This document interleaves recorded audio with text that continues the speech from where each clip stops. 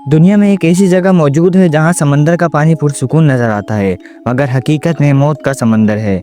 यहां से गुजरने वाले दर्जनों जहाज और कई तैयारे ऐसे गायब हो चुके हैं जिनका सुराग आज तक नहीं मिल सका। जी हाँ, ये है पैसिफिक ओशन का वो खतरनाक इलाका जिसे लोग डेविल सी या ड्रैगन्स ट्रायंगल के नाम से भी जानते हैं। इसे एशिया का बरमुदा ट्रायंगल भी कहा जाता है। लेकिन आखिर यहाँ होता क्या है? जहाज और तैयारे कहाँ गायब हो जाते हैं? क्या ये एलियंस का खेल है या ज़मीन के नीचे छुपी हुई कोई और ताकत? आए आज की कहानी में हम डेविल सी के इन खौफनाक राजों को जानने की कोशिश करते हैं। डेविल सी जापान के मशरकी साहिल के करीब तकरीबन टोक्यो से 100 किलोमीटर दूर पैसिफिक ओशन के अंदर मौजूद है। यह वही इलाका है जिसे जापानी लोग मानुउमी यानी सी ऑफ द डेविल कहते हैं। मकामी माहिरगीर सदियों से मानते आए हैं कि इस इलाके में कोई शैतानी ताकत छुपी हुई है। बहुत से कदीम जापानी किस्से बयान करते हैं कि इस समंदर के गहराइयों में अजीम ड्रैगन सो रहा है जो वक्तन फवक्तन बेदार होता है और अपने शिकार को खींच लेता है अंदर समंदर के। इसीलिए ड्रैगन्स ट्रायंगल भी कहा जाता है इसे। अब बात करते हैं इन गायब होने वाले तैयारों की। 1915 में जापान ने अपनी एक रिसर्च शिप यानी कायोमारू नंबर 5 को डेविल सी की तहकीक के लिए भेजा। इस जहाज़ पर 31 माहिरीन और साइंसदान सवार थे, मगर जैसे ही जहाज़ इस इलाके में पहुंचा वो अचानक गायब हो गया। न जहाज़ का मलबा मिला, न किसी एक शख्स की लाश। इस हादसे के बाद जापान की हुकूमत ने इस इलाके को इंतहाई ख़तरनाक करार दे दिया और वहाँ किसी को भेजने पर पाबंदी लगा दी। इसी तरह कई सालों में छोटे बड़े दर्जनों जहाज़ जहां गायब हो चुके हैं और वापस नहीं लौटे।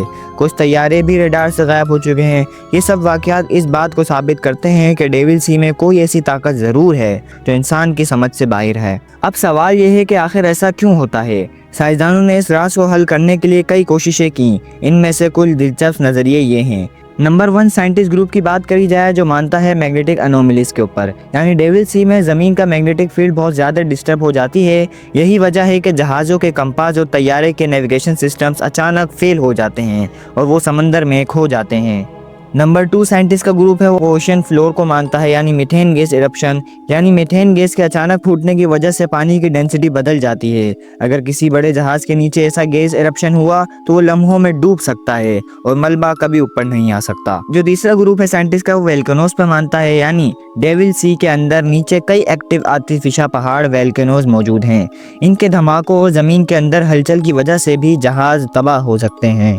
नंबर 4 ग्रुप मानता है एलियन थ्योरीज पर। कुछ लोग मानते हैं कि ये इलाके दरअसल एलियन का बेस हैं जहां से वो इंसानों को एब्डक्ट करते हैं। ये नज़रिया इतना मशहूर हुआ कि कई यूएफओ रिसर्चर्स ने डेविल सी को अपनी तहकीकात में शामिल कर लिया था। लेकिन सिर्फ साइंस नहीं बल्कि पैरानॉर्मल कहानियां भी इस समंदर को बहुत ज़्यादा खौफनाक बना देती हैं। कुछ मल्लाहों ने दावा किया है कि इन्होंने पानी में हलचल महसूस करी, भूत जैसी रोशनी देखी है। कुछ माहिरगीर का कहना है कि इन्होंने समंदर में अजीब आवाज़ें सुनी हैं जैसे कोई दियो कामत मखलूक पुकार रही हो।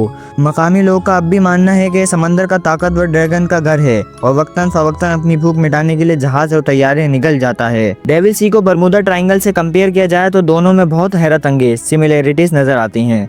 दोनों जगहों पर कंपास काम करना छोड़ जाता है। दोनों एक ही पैरेलल लाइन पे मौजूद हैं। दोनों एक दूसरे के पैरेलल मौजूद हैं, यानी बिल्कुल एक सीधी लाइन में।